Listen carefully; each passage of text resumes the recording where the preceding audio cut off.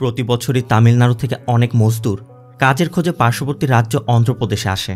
ঘরহারা, টাকা পয়সা ছাড়া এই সকল মজদুরেরা অনেক স্ট্রাগল করে টিকে থাকার চেষ্টা করে, কিন্তু তাদের মধ্যে অনেকেই স্থানীয় ভাষা না জানায় তাদের প্রতিনিয়ত বিভিন্ন সমস্যার সম্মুখীন হতে হয়। আজ এমনই 4 জন মজদুরের জীবনের গল্প বলবো, যারা জীবিকার খোঁজে নিজ গ্রাম, নিজ রাজ্য ছেড়ে অন্ধ্রপ্রদেশে এসেছিল, কিন্তু ভাষা না জানার কারণে এই 4 জনের সাথে যা করা হয়েছিল তা দেখলে শুধু আপনার চোখে জলই আসবে না, আপনার হৃদয় পর্যন্ত কেঁপে উঠবে। হ্যালো ফ্রেন্ডস, দিস ইজ প্লাবন অ্যান্ড ওয়েলকাম টু প্লাবন ওয়ার্ল্ড। বলছি সত্য ঘটনার উপর ভিত্তি করে নির্মিত ক্রাইম সাসপেন্স থ্রিলার মুভি ভিসারানায়ের কথা, যার বাংলা অর্থ জিজ্ঞাসাবাদ। অন্ধ্রপ্রদেশের একটি পার্ক, শীতের রাত। আমাদের পান্ডি, মুরুগান আর কুমার নামে 3 জন মজদুরকে দেখানো হয়। জীবিকার সন্ধানে তামিলনাড়ু থেকে তারা অন্ধ্রপ্রদেশে এসেছে, তবে থাকার জায়গা না থাকার কারণে স্থানীয় পার্কের ওয়াচম্যানকে ঘুষ দিয়ে পার্কের মধ্যেই রাত্রি যাপন করে। এরা 3 জনই দয়ানন্দ নামে এক স্থানীয় ব্যক্তির গ্রোসারি শপে কাজ করে। তাই ভোর হতেই পান্ডি দয়ানন্দের বাড়ি থেকে চাবি নিয়ে দোকান খোলে। তখনই 4 থেকে 5 জন ব্যক্তি আসে। পান্ডি তাদের সাথে কথা বলেই বুঝতে পারে এরা সবাই তামিলিয়ান, কারণ তারা তামিল ভাষায় কথা বলছিল। আবার তাদের একজনের কাছে গান দেখে পান্ডি তাদেরকে বলছিল, স্যার আমি কোনো ঝামেলা চাই না, আপনারা এখান থেকে চলে যান। তারাও বিষয়টি বুঝতে পেরে দ্রুত চলে যায়। আর এরপরই লোকাল থানার একজন কনস্টেবল এসে পান্ডিকে জোরপূর্বক অটোতে তুলে নেয়, যেখানে তারা আগে থেকেই মুরুগান আর কুমারকে ধরে নিয়েছে। কিন্তু কেন তাদেরকে ধরে নেওয়া হচ্ছে তারা কিছুই জানে না। 3 জনকে থানায় নিয়ে কোনো কিছু না বলে পুলিশ ইচ্ছামতো পেটাতে শুরু করে। কুমারও ভয়ে পালানোর চেষ্টা করছিল, কিন্তু এক কনস্টেবল কুমারের মাথায় বালতি দিয়ে আঘাত করতেই কুমার মেঝেতে লুটিয়ে পড়ে। সাথে সাথে সবাই তো স্তব্ধ হয়ে যায়। তাহলে কি কুমার মারা গেল? পান্ডি আর মুরুগানও এগিয়ে এসে দেখে কুমার এখনও জীবিত, তবে মাথায় প্রচণ্ড আঘাত পেয়েছে। এজন্য পুলিশ আবারও পেটায়। তবে মুরুগানরা সিঁড়ির নিচে গিয়ে আশ্রয় নেয়। এর মধ্যে থানার ইন্সপেক্টর এসে পড়ে। কপালে বড় একটি টিকা, হাতে মন্দির থেকে আনা প্রসাদ। এই জন্য ইন্সপেক্টরকে দেখে মুরুগানরা মনে করে ইনি হয়তো ভালো মানুষ হবে। তাই ইন্সপেক্টরকে ইশারার মাধ্যমে বোঝানোর চেষ্টা করে, আমাদের কী জন্য এনেছে আমরা কিছুই জানি না, উল্টো আমাদেরকে মারধর করছে। ইন্সপেক্টর তখন এসআইকে বলে, এখনও ওদের কাপড় পরিয়ে রেখেছিস? বলা মাত্রই 3 জনকে অন্য রুমে নিয়ে কাপড় চোপড় খুলে ইচ্ছামতো পিটিয়ে অন্য কয়েদিদের সাথে একটি সেলের মধ্যে রাখা হয়। এদিকে ইন্সপেক্টর ফোনে কারোর সাথে কথা বলছিল। তার কথা আমরা যতটুকু বুঝতে পারি, একটি হাই প্রোফাইল কেস এসেছে। ওই কেসটি দ্রুত সময়ের মধ্যে সলভ করতেই সে তামিলিয়ান কয়েকজনকে ধরে এনেছে। এক কথায় তাদেরকে পিটিয়ে তাদেরকে স্বীকার করতে বাধ্য করে কেসটিকে সলভ করবে। এদিকে ওরা মার খাচ্ছে ঠিকই, কিন্তু বুঝতে পারছে না কেন মার খাচ্ছে। পান্ডি তখন মনে করে তার জন্য হয়তো বা এসব হয়েছে, কারণ পান্ডিদের দোকানের একটু দূরেই পুলিশের একজন বড় কর্মকর্তার বাড়ি, আর ওই বাড়িতেই স্বপ্না নামে একটি মেয়ে কাজ করে। মাঝে মধ্যে পান্ডিদের দোকানের সামনে দিয়ে আসা যাওয়া করে। সেই সময় পান্ডি স্বপ্নাকে পছন্দ করে। তবে গতকাল রাতে হঠাৎ স্বপ্না পান্ডিদের দোকানে এসে কাউকে কল করার চেষ্টা করছিল, কিন্তু বারবার কল করার পরও তাকে না পেয়ে স্বপ্না একসময় চলে যায়। আর রাতে পান্ডিরা দোকান বন্ধ করে যখন পার্কের দিকে যাচ্ছিল, পথে স্বপ্না পান্ডির সাথে দেখা করে পান্ডিকে জানায় সে মূলত ওই বাড়িতে কাজ করে। পুলিশ কর্মকর্তার স্ত্রী মাঝে মধ্যে বাড়িতে থাকে না। ওই সময় পুলিশ কর্মকর্তা তার উপর অত্যাচার করার চেষ্টা করে। আবার গ্রামের স্বপ্নার মা অসুস্থ, স্বপ্নাকে যেতেও দিচ্ছে না। তাই স্বপ্নায় চাকরি ছেড়ে চলে যেতে চাইছে। এই জন্য স্বপ্না পান্ডিকে একটি চাকরির ব্যবস্থা করে দিতে বলে। মানে স্বপ্না চাইছে পান্ডি যদি তাকে একটি চাকরির ব্যবস্থা করে দেয় তাহলে সে পুলিশের বাড়ি থেকে চলে আসবে। সব কিছু শোনার পর পান্ডির স্বপ্নাকে কথা দিয়েছিল, তুমি একদম চিন্তা করো না, আমি তোমার জন্য একটা ব্যবস্থা করব। এদিকে স্বপ্নাকে বাড়ি ফিরে রান্না করতে হবে, তাই স্বপ্না চলে যায়। আর পান্ডিও একটু দূরে গিয়ে স্বপ্নাকে উদ্দেশ্য করে চিৎকার করে বলছিল, স্বপ্না তুমি কোনো চিন্তা করো না, আমি তোমার একটা ব্যবস্থা করে ফেলব, কাউকে ভয় করার দরকার নেই। গত রাতে স্বপ্না আর পান্ডির এই কথাগুলো আশেপাশে মানুষজনও দেখেছিল। তাই পান্ডি ধারণা করছে স্বপ্না যেহেতু বড় পুলিশ কর্মকর্তার বাড়িতে কাজ করত, ওই পুলিশ কর্মকর্তা জেনে হয়তো বা তাদেরকে থানায় নিয়ে পেটাচ্ছে। এগুলো ভাবতে ভাবতেই সকাল হয়ে যায়। আর সকাল হতেই সেলের মধ্যে আটকে রাখা কয়েদিদেরকে টয়লেটের জন্য নেওয়া হয়। আর সেখানেই পান্ডিরা আফজাল নামে একটি ছেলেকে দেখতে পায়। এই আফজাল মূলত পান্ডিদের সাথে তামিলনাড়ু থেকে এসেছিল, আর তারা একসাথে কাজ করত। আফজালও পান্ডিদের জানায় গতরাতে আফজাল তখন মুভি দেখে ফিরছিল। ফেরার পথে পুলিশের চেকপোস্টে আফজাল তামিলিয়ান জানতে পেরে তারা আফজালকে অ্যারেস্ট করেছে। আর আফজালের কাছে পান্ডি, মুরুগান এবং কুমারের বিষয়ে জানতে পেরে তাদেরকে তুলে এনেছে। আর এতক্ষণে পান্ডিরা বুঝতে পারল স্বপ্নার জন্য তাদেরকে ধরে আনা হয়নি, তাদেরকে অন্য কোনো কেসের কারণে নিয়ে এসেছে। তবে এক্স্যাক্টলি কী কারণে এনেছে তারা এটা বুঝতেই পারছে না। এরপর সবাইকে সেলে নেওয়া হচ্ছিল। তবে পান্ডিদের 4 জনকে দাঁড় করিয়ে ইন্সপেক্টর জানতে চায়, তোরা কিবা স্বীকার করবি? পান্ডিরা তো বুঝতে পারছে না কী স্বীকার করার কথা বলছে। এই জন্য মুরুগান জানতে চায়, স্যার আপনারা কী স্বীকার করতে বলছেন? আর এটা শোনা মাত্রই ইন্সপেক্টর ওদেরকে উল্টো করে বেঁধে পেটানোর নির্দেশ দেয়। গতদিন অন্যরা পেটালেও আজ ইন্সপেক্টর নিজে পেটাচ্ছে। বাইরে থেকে শুধু ওদের চিৎকারের শব্দ ভেসে আসছিল। সদ্য কনস্টেবল পদে যোগদান করা সিন্ধু নামে এই মেয়েটি ওদের চিৎকার সহ্য করতে পারছিল না। ইন্সপেক্টর তখন সিন্ধুকে বোঝায়, কেস সলভ করতে হলে এগুলো স্বাভাবিক বিষয়, ধীরে ধীরে তুমিও অভ্যস্ত হয়ে যাবে। সিন্ধুরও করার কিছু নেই, তাকে সিনিয়রদের অর্ডার ফলো করতে হবে। তাই যখনই তাদেরকে মারা হয় সিন্ধু তখন থানার বাইরে চলে যায়। পান্ডিদেরকে প্রথমে অনেক সময় ধরে পেটানো হয়। এরপর কিছু সময়ের জন্য তাদেরকে নিচে নামিয়ে পায়ের বাঁধন খুলে রুমের মধ্যে দৌড়ানো হয়, যাতে পায়ের রক টান লেগে রকগুলো ছিঁড়ে না যায়। বেশ কিছুক্ষণ দৌড়ানোর পর আবারও তাদেরকে আগের মতো উল্টো করে বেঁধে পেটানো শুরু হয়। এত মার খেয়ে মুরুগান আর সহ্য করতে পারছিল না। তাই একসময় মুরুগান ইন্সপেক্টরের কাছে জানতেই চায়, আপনি কেন আমাদের মারছেন আর আমাদেরকে আপনি কী স্বীকার করতে বলছেন? মুরুগান একটু উচ্চস্বরে কথা বলায় ইন্সপেক্টর মুরুগানের মুখে লাথি দিয়ে মুরুগানের দাঁত পর্যন্ত ভেঙে ফেলে। এরপর সবাইকে টয়লেটের ওখানে নেওয়া হলে মুরুগান চেক করে দেখে তার দাঁত ভেঙে গেছে। পাশেই সিন্ধু হাত মুখ ধুচ্ছিল। তবে সিন্ধু চলে যাওয়া মাত্রই পান্ডি লক্ষ্য করে সিন্ধু তার সেলফোন ফেলে গেছে। তাই পান্ডি সিন্ধুকে ডেকে মনে করিয়ে দেয়, ম্যাডাম আপনি ফোন ফেলে গেছেন। সিন্ধু তখন পান্ডিকে বলে, তোমাদের এমন পরিস্থিতিতে একটি ফোন খুব দরকার। মানে সিন্ধু নিজেই পান্ডিদের জন্য ফোনটি ফেলে গেছে।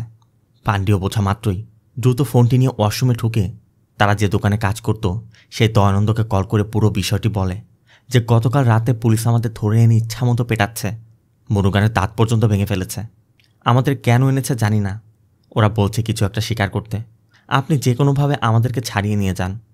আর এরপরই দয়ানন্দ থানায় এসে পুলিশের সাথে কথা বলে সেলের পিছন দিয়ে গিয়ে পান্ডিদেরকে বলে, তোরা যেমনটা বলছিস পুলিশ তো উল্টোটা বলছে। পুলিশ বলছে তোরা এক বড় পুলিশ কর্মকর্তার বাড়ি থেকে 1 কোটি টাকা ডাকাতি করেছিস। এটা শোনা মাত্রই পান্ডিদের 4 জনের গলাটা যেন শুকিয়ে যায়। দয়ানন্দ এসব কী বলছে? তারা তো ডাকাতি সম্পর্কে কিছুই জানে না। এখন তাহলে কি হবে? পান্ডি দয়ানন্দকে এটাও বলে, গতকাল ভোর 5টায় আপনার থেকে চাবি নিয়ে আমি দোকান খুলেছিলাম। আপনি তো ভালো করেই জানেন আমি কিভাবে গিয়ে ওই ডাকাতি করব। তবে দয়ানন্দ শুধু বলে, তোরা সত্যিই যদি কিছু করে থাকিস তোদের জন্য ভালোভাবে স্বীকার করে নে। এর মধ্যে একজন কনস্টেবল দয়ানন্দকে পান্ডিদের সাথে কথা বলতে দেখে দয়ানন্দকে ভিতরে ডেকে নেয়। দয়ানন্দ তাকে বোঝানোর চেষ্টা করে, স্যার ওরা ভালো ছেলে, আমার দোকানে কাজ করতো, ওরা কিছু করেনি। তবে কনস্টেবল দয়ানন্দকে বলে, তাহলে তুমি এক কাজ করো, ওদের জন্য কিছু খাবার নিয়ে আসো, আমি ইন্সপেক্টরের সাথে কথা বলে দেখছি কি করা যায়। এরপর কনস্টেবল পান্ডিতদের 4 জনকেই তাদের ডরমিটরি রুমে নিয়ে যায় আর খাবার খেতে দিয়ে তাদেরকে বলে, তোমরা যদি স্বীকার করে নাও তাহলে তোমাদেরকে আর মার খেতে হবে না। মুরুগান বলে, দেখুন স্যার আমার পা ভেঙে গেছে, দাঁত ভেঙে গেছে, আমি সত্যি করে বলছি আমরা কিছুই করিনি। যে কাজ আমরা করিনি আমরা কিভাবে স্বীকার করব? এদিকে আফজালকে এমনভাবে মেরেছিল বাধ্য হয়ে আফজাল স্বীকার করে নিয়েছিল সে করেছে। কিন্তু আফজাল কনস্টেবলকে বলে, স্যার আমি মারের ভয় স্বীকার করেছিলাম, সত্যি আমরা কিছু করিনি। কনস্টেবল বলে, দেখো ইন্সপেক্টরকে এসব বললে সে মানবে না, আমরা কাজ করতে পারি, তোমাদেরকে ইন্সপেক্টরের কাছে গিয়ে বলতে পারি, স্যার আমরা ভুল লোকেদের ধরে এনেছি, ওদের নামে ছোট্ট একটি কেস দিয়ে ওদেরকে ছেড়ে দিই। এটা বললে সে রাজি হয়ে যাবে, তখন আর তোমাদেরকে কেউ মারবে না, সোজা কোর্টে নিয়ে যাবে, আর এরপর তোমরা যা চাইবে তাই পাবে। কিন্তু পান্ডি বুঝতে পারছে কনস্টেবল তাদেরকে ফাঁসানোর জন্য এই প্ল্যান সাজাচ্ছে। পান্ডি বলে, না স্যার, আমরা জীবিকার জন্য, বেঁচে থাকার জন্য নিজের পরিবার শহর ছেড়ে এখানে এসে পাড়ি জমিয়েছি, আমাদেরকে সম্মান নিয়ে আবার গ্রামে ফিরে যেতে হবে, আমরা এটা করলে আমাদের সম্মান থাকবে না। কনস্টেবল বলে, দেখো এটা অন্ধ্রপ্রদেশ, তামিলনাড়ু নয়, তামিলনাড়ু কেউই জানতে পারবে না তোমরা কী করেছ, ছোট্ট একটি কেস তো, 2-3 মাস গেলে এমনিতেই সব ঢাকা পড়ে যাবে আর তোমরা জেল থেকে বের হয়ে বাড়িতে যেতে পারবে। কিন্তু তারপর পান্ডি রাজি না হয় কনস্টেবল একসময় রাগ করে লাথি দিয়ে তাদের খাবার ফেলে দেয়।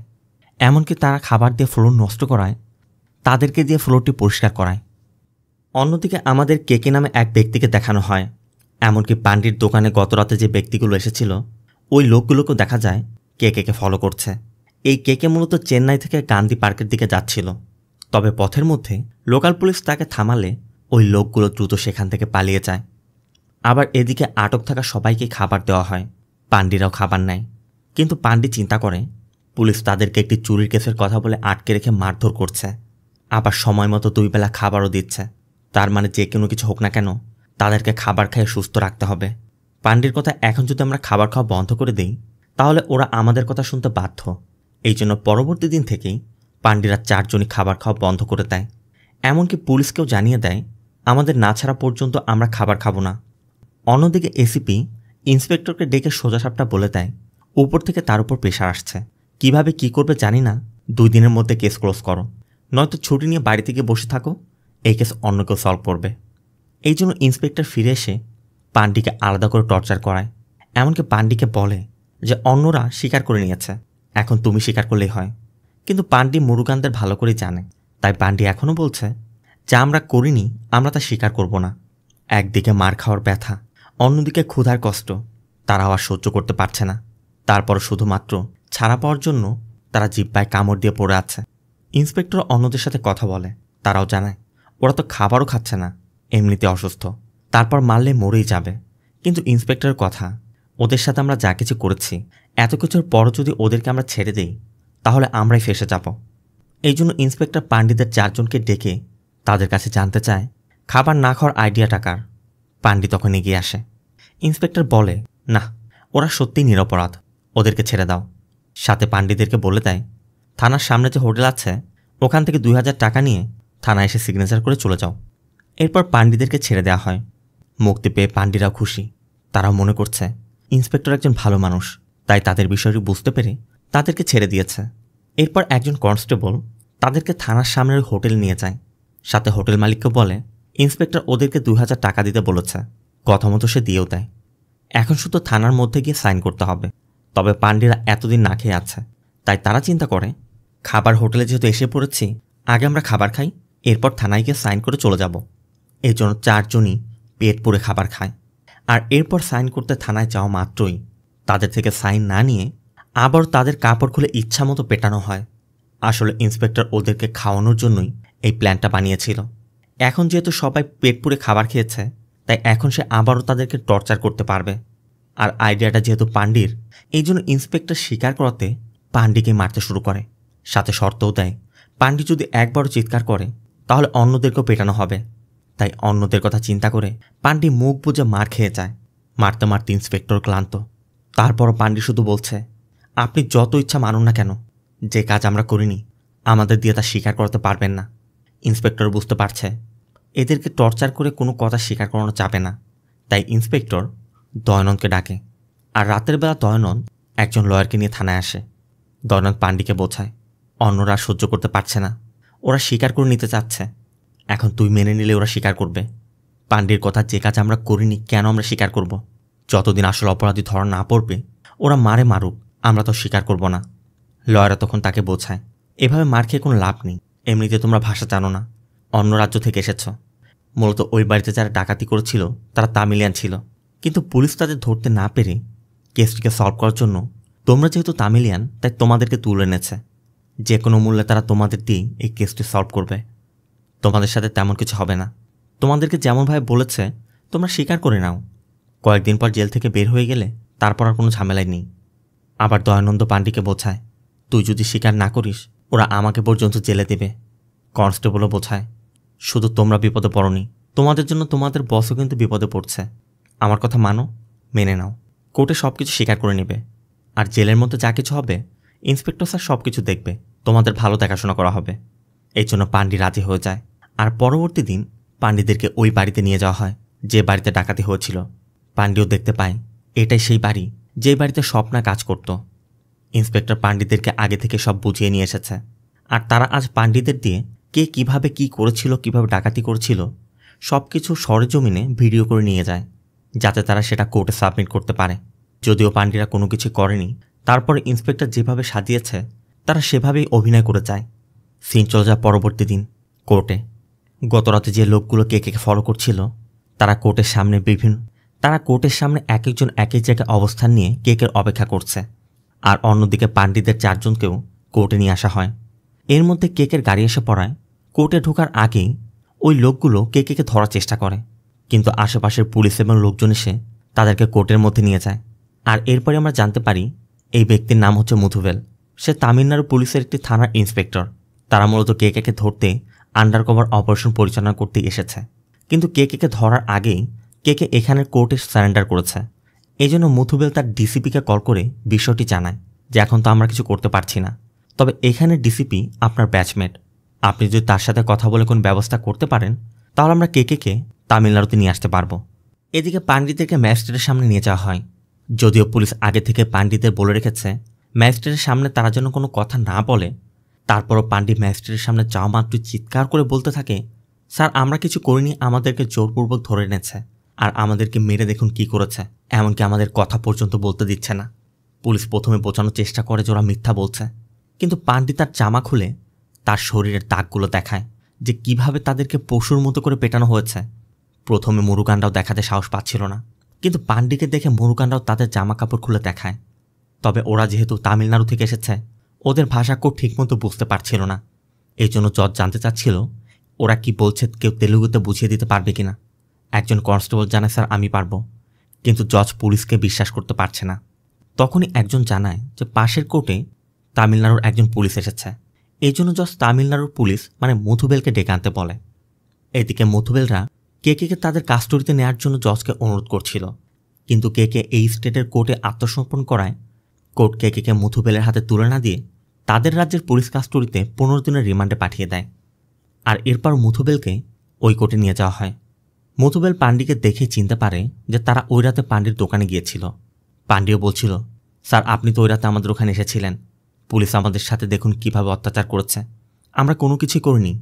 মুথুবেল যেহেতু ওই রাতে পাণ্ডিকে তার দোকানেই দেখেছিল, মুথুবেল কোর্টকে জানায় যে স্যার আমি নিজে ওকে ওই রাতে ওখানে দেখেছি, পুলিশ কেসটিকে সলভ করতে জোরপূর্বক এদেরকে স্বীকার করতে বাধ্য করেছে। আবার ইন্সপেক্টর বিরুদ্ধে অভিযোগ আছে কয়েক মাস আগেও ইন্সপেক্টর এমন একটি কেসে কিছু নিরপরাধ ব্যক্তিকে জোরপূর্বক ফাঁসিয়ে দেওয়ার চেষ্টা করেছিল, তখন সে সাসপেন্ডও হয়েছিল। এই জন্য জজ ইন্সপেক্টরের কথা না শুনে শাস্তিস্বরূপ কোর্টের পুরো সময় কোর্টের মধ্যে দাঁড়িয়ে থাকার নির্দেশ দেয় আর পাণ্ডিদেরও ছেড়ে দেয়। আর বাইরে আসতেই দয়ানন্দ পাণ্ডিদের কিছু টাকা দিয়ে দ্রুত এখান থেকে নিজস্ব গ্রামে চলে যেতে বলে। দয়ানন্দের কথা, তোদের জন্য এই জায়গাটা নিরাপদ নয়। আবার দয়ানন্দ এটাও জানায় স্বপ্না তার সাথে দেখা করে স্বপ্নার নম্বর দিয়ে গেছে যাতে পাণ্ডি স্বপ্নের সাথে যোগাযোগ করে। আবার মুথুবেলকে তার ডিএসপি কল করে জানায় এখানকার ডিএসপির সাথে তার কথা হয়েছে, কোর্টের ভিতরে থেকে তারা কিছুই করতে পারবে না, তবে এখানকার পুলিশ তাদেরকে কে তুলে নিতে সাহায্য করবে। সেজন্য মুথুবেলকে সে বলে দেয় তোমরা কাছে না গিয়ে অন্য কাউকে দিয়ে ওকে গাড়িতে তোলার ব্যবস্থা করো। কিন্তু মুথুবেল এখন কাকে নিয়ে কাজ করবে? তখনই মুথুবেল পাণ্ডিতে দেখতে পায়। তাই পাণ্ডিতদেরকে ডেকে মুথুবেল তাদেরকে বলে তোমরা আমার হয়ে একটি কাজ করতে দিতে পারবে? পাণ্ডির কথা, স্যার আপনি কোর্টে আমাদের হয়ে সাক্ষী না দিলে আমরা এতক্ষণ জেলে থাকতাম, আপনি যা বলবেন আমরা তাই করব। এরপর লোকাল পুলিশের সহযোগিতা নিয়ে কে কোর্টের বাইরে এনে পাণ্ডিদের 4 জনের দ্বারা তাকে জোরপূর্বক গাড়িতে তুলে নিয়ে মুথুবেলরা তামিলনাড়ুর উদ্দেশ্যে রওনা হয়ে যায়। হাইওয়ে দিয়ে কিছু দূর যাওয়ার পর তারা কে অন্য গাড়িতে তুলে নেয়, আর অন্যরা তখন হালকা নাস্তা করছিল। এদিকে পাণ্ডি স্বপ্নার দেয়া ওই নম্বরে বারবার কল করার চেষ্টা করছে, কিন্তু নম্বর বন্ধ, যে জন্য যোগাযোগ করতে পারছে না। আবার এদিকে কে ছিল তামিলনাড়ু সরকারের অপোজিশন পার্টির লিডারের অডিটর, মানে ওই লিডারের অ্যাকাউন্ট সব কিছুই কে দেখাশোনা করত। কে যদি একবার পুলিশের কাছে তার সম্পর্কে সব বলে দেয় তাহলে তার রাজনৈতিক কেরিয়ার নষ্ট হয়ে যাবে। তাই সে তামিলনাড়ুর এসিপির সাথে কথা বলে তাকে ডিসিপির কাছে পাঠিয়েছে, কারণ তারা স্পষ্ট বুঝতে পারছে ডিসিপির প্ল্যান মতোই কে তুলে আনা হচ্ছে। এসিপি ডিসিপিকে বোঝায় স্যার আমরা ভালো করে জানি সামনে ইলেকশন, আর অপোজিশন পার্টির লিডার অনায়াসেই জিতে যাবে। সে যদি একবার জিতে যায় তাহলে কেকের জন্য সে সব কিছু করতে পারে। এই মুহূর্তে আমরা যদি কেকের সাথে কিছু করি তাহলে পরবর্তীতে আমাদেরই তার ফলভোগ করতে হবে। তবে ডিসিপি এসিপির কথা কান না দিয়ে তাকে চলে যেতে বলে, কিন্তু ডিসিপিও চিন্তা করছে নির্বাচনের পর সরকার পরিবর্তন হলে তার জন্য সমস্যাও দাঁড়াতে পারে। এদিকে মুথুবেলরা অন্ধ্রপ্রদেশ থেকে তামিলনাড়ুতে এসে পড়েছে। পথে কুমারের বাড়ি, তাই কুমারকে পথে ড্রপ করে দেয়। আর সকাল হতেই তারা চেন্নাইতে পৌঁছেও যায়। এরপর মুথুবেল পাণ্ডি, মুরুগান আর আফজালকে চলে যেতে বলছিল, কিন্তু যাওয়ার আগে পাণ্ডি, মুরুগান আর কুমার মুথুবেলের সাথে দেখা করে তাকে ধন্যবাদ জানাচ্ছিল। মুথুবেলা তাদের বলে এভাবে অন্য রাজ্যে গিয়ে পার্কে না ঘুরে নিজের এলাকায় কাজ করে বাঁচার চেষ্টা করো। এরপর পাণ্ডিরা যখন চলে যাচ্ছিল তখন এই থানার এসআই মধুবেলকে বলে, এসি স্যার স্টেশন ক্লিন করতে বলেছে, কিন্তু সকাল থেকে আমি কাউকেই পাচ্ছি না। ওদেরকে দিয়েই তো আমরা স্টেশনটা ক্লিন করাতে পারি। মধুবেলও চিন্তা করে ওরা যেহেতু চলেই যাচ্ছে, তাই যাওয়ার আগে ওদেরকে স্টেশন ক্লিন করতে বলে। পান্ডিরাও মধুবেলের কথা রাজি হয়ে যায়, কারণ মধুবেল তাদের জন্য এত কিছু করেছে। এরপর মধুবেল কেকে উপরে নিয়ে জিজ্ঞাসাবাদ শুরু করে, কারণ মধুবেল কেকের থেকে অপোজিশন পার্টির লিডারের সব দুর্নীতির বিষয় জানতে চাইছে। আর অন্যদিকে ডিসিপি এসিপিকে নিয়ে অপোজিশন পার্টির লিডারের এক প্রতিনিধির সাথে কথা বলে একটি ডিল করে। অন্যদিকে মধুবেল কেকের থেকে তথ্য নেওয়ার চেষ্টা করে যাচ্ছে, কিন্তু কেকে তার মুখ খুলছে না। পান্ডিরাও স্টেশন পরিষ্কার করার কাজ করছে। আশেপাশে পুলিশরা তখন কেকে নিয়ে বিভিন্ন কথা বলছিল। কেকে যদি মুখ খুলে অপোজিশন পার্টির লিডারের রাজনৈতিক কেরিয়ার নষ্ট হয়ে যাবে। আবার ডিসিপির কথা মতোই কেকে তুলে আনা হয়েছে, আর ওই ডিসিপি এখন অপোজিশন পার্টির লিডারের সাথে আবার হাত মেলাচ্ছে। কেকে যেন তার গোপন কথা বলতে না পারে সেটা সেও চাইছে না, তাই তারা এখন কেকে সরিয়ে দেওয়ার প্ল্যান করেছে। এমনকি কেকে কিডন্যাপের পিছনে যারা যারা ইনভলভ রয়েছে সবাইকে মিটিয়ে দেওয়ার প্ল্যান করেছে। তাদের সব কথা শুনে পান্ডিও বুঝতে পারছে তাদের জন্যই কেকে এখন জীবন দিতে হবে। তারা যদি কেকে তুলে আনতে সাহায্য না করত, তাহলে হয়তো এমনটা হতো না। মানে গতদিন পর্যন্ত যে সমস্যায় তারা পড়েছিল, তাদের কারণে কেকে আজ একই সমস্যায় পড়েছে। সন্ধ্যা নাগাদ ডিসিপি নিজে থানায় আসে। সে মধুবেলকে বলে সবার সাথে তার কথা হয়েছে, এমনকি 3 কোটি টাকার একটা ডিলও হয়েছে। তারপর ডিসিপি মনে করছে কেকের থেকে কথা বের করতে পারলে সে হয়তো বা আরও বেশি বেনিফিটেড হবে। এই জন্য মধুবেলকে বলে যে কোনো মূল্যের মুখ খোলাও, মারতে হয় মারো। তাই ডিসিপির কথা মতো মধুবেল কেকে মারতে শুরু করে। এর মধ্যে কন্ট্রোল রুম থেকে খবর আসে এই এরিয়াতে একটি এটিএমে ডাকাতি হয়েছে, তাই সকল থানা পুলিশ যেন অ্যালার্ট থাকে। কেকেও মারধর করে কাপড় চোপড় খুলে হাতে হ্যান্ডকাপ লাগিয়ে বসিয়ে রাখা হয়। মুরুগানরাও চিন্তা করছে যে কোনোভাবে রাতের মধ্যে কাজ সেরে কাল সকাল তারা নিজ নিজ বাড়িতে চলে যাবে। কিন্তু পান্ডির কথা, আমরা একটা ভুল করে ফেলেছি, আমাদের জন্য ওই ব্যক্তিটা আজ বিপদে। মুরুগান বোঝানোর চেষ্টা করে আমরা যদি হেল্প নাও করতাম কোনো না কোনোভাবে ওরা তুলে আনতই। ওর কথা চিন্তা না করে দ্রুত কাজ শেষ কর। এরপর পান্ডি থানার ভিতরে বাথরুম পরিষ্কার করতে আসে, আর এই সুযোগে পান্ডি গোপনে কেকে ওই ফোনটি দিয়ে তার লোকদের সাথে যোগাযোগ করতে বলে। কিন্তু কেকে মনে করে মধুবেল হয়তো বা তার থেকে কথা বের করতে পান্ডিকে দিয়ে ফোন পাঠিয়েছে। কিন্তু পান্ডি কেকে বোঝায় যে গতকাল আমরা বিপদে পড়েছিলাম, কেউ একজন আমাদের এই ফোন দিয়ে উপকার করেছিল, আমিও তাই আপনার কাছে উপকার করছি।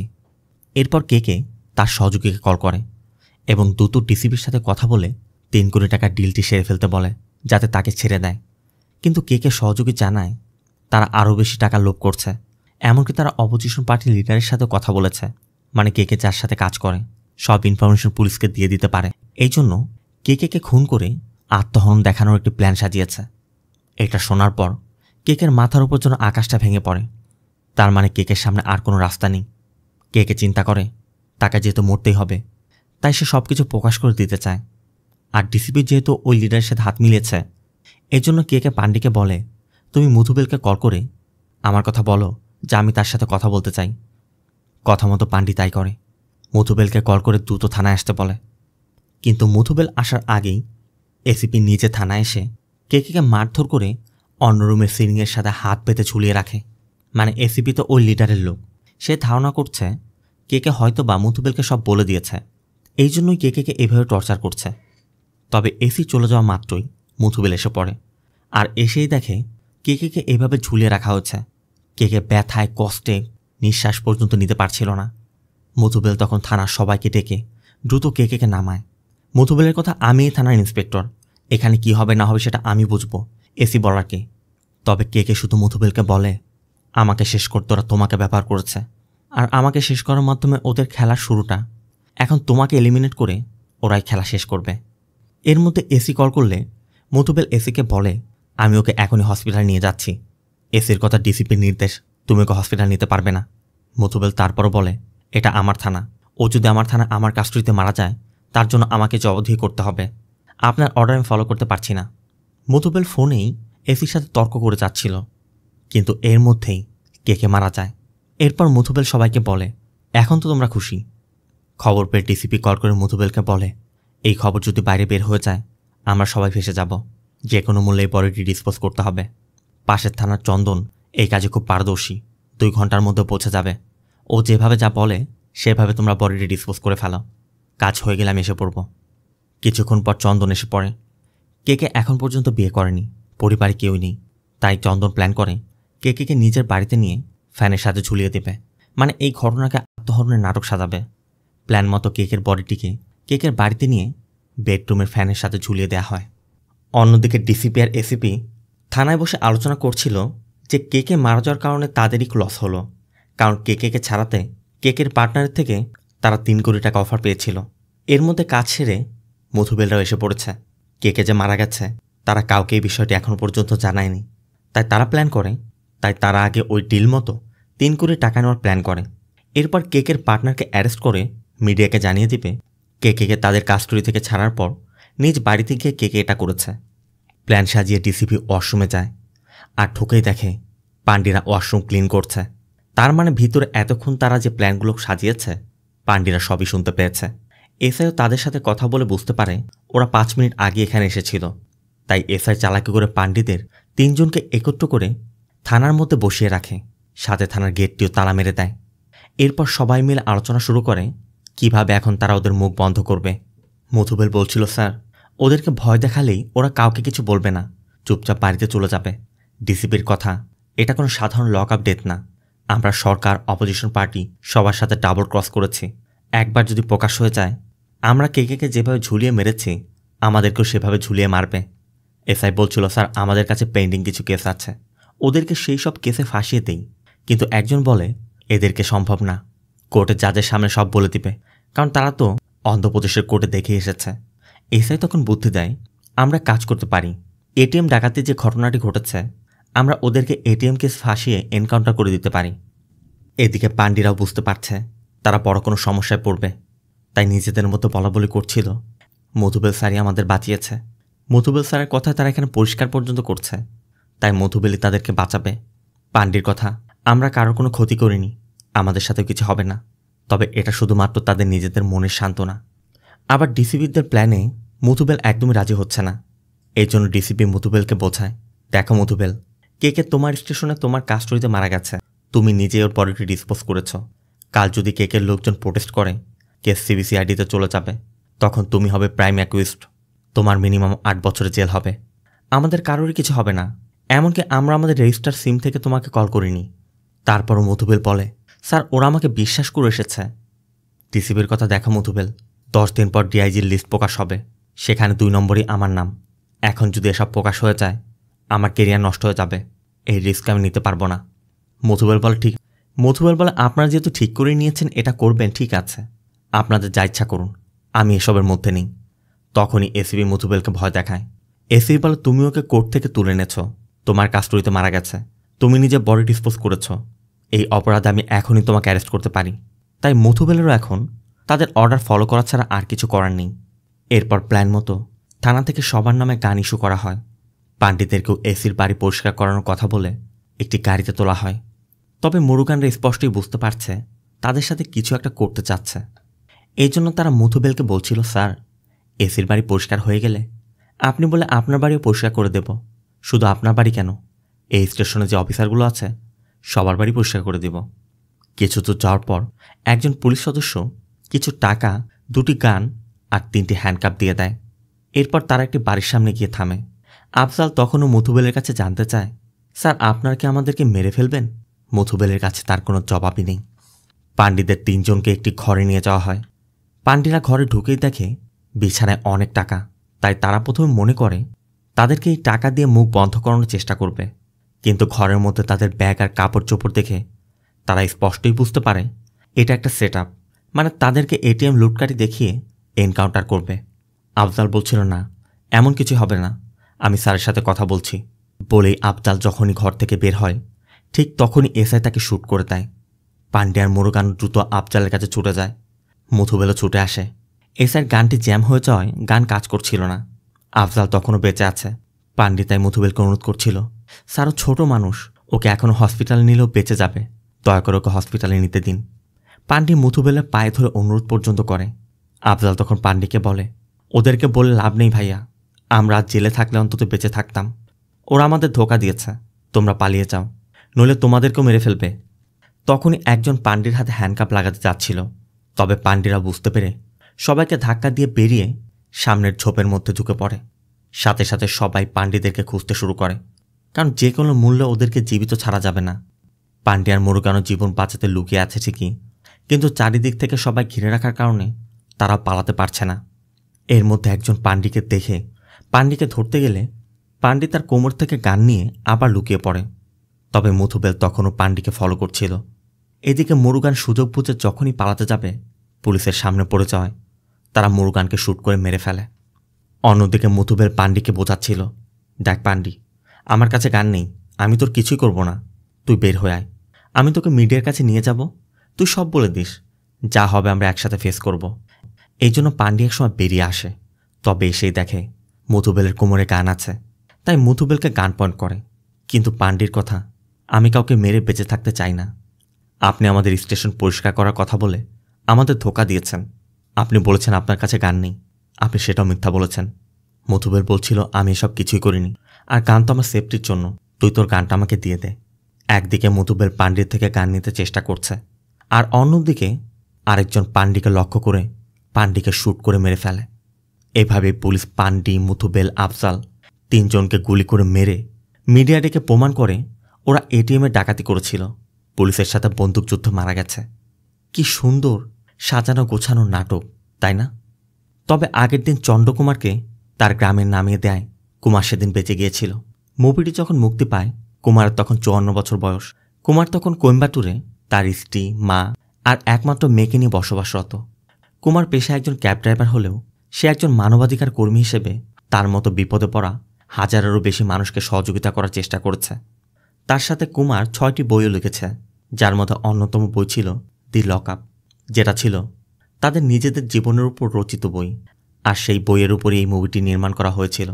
তাই এটি শুধুমাত্র একটি মুভি নয়, এটি তামিলনাড়ু থেকে জীবিকার জন্য অন্ধ্রপ্রদেশে যাওয়া 4 জন শ্রমিকের জীবনের গল্প, যা কুমারের মধ্যে আজ পর্যন্ত বেঁচে আছে। কথায় আছে, পুলিশের সাথে বন্ধুত্ব আর শত্রুতা কোনোটাই ভালো নয়। মুরুগান, আফজাল আর পান্ডি এই 3 জনের সাথে যা হয়েছিল তা যেন কারোর সাথে না হয়। তো মুভিটি আপনার কেমন লাগলো অবশ্যই কমেন্টে জানাবেন। আর ভিডিওটি ভালো লাগলে ভিডিওতে লাইক দিয়ে চ্যানেলটিকে সাবস্ক্রাইব করতে একদম ভুল করবেন না। দেখা হবে অন্য কোনো মুভি বা সিরিজের এক্সপ্লেনেশন ভিডিওতে। ততক্ষণ সব ভালো থাকবেন, সুস্থ থাকবেন। আল্লাহ হাফেজ।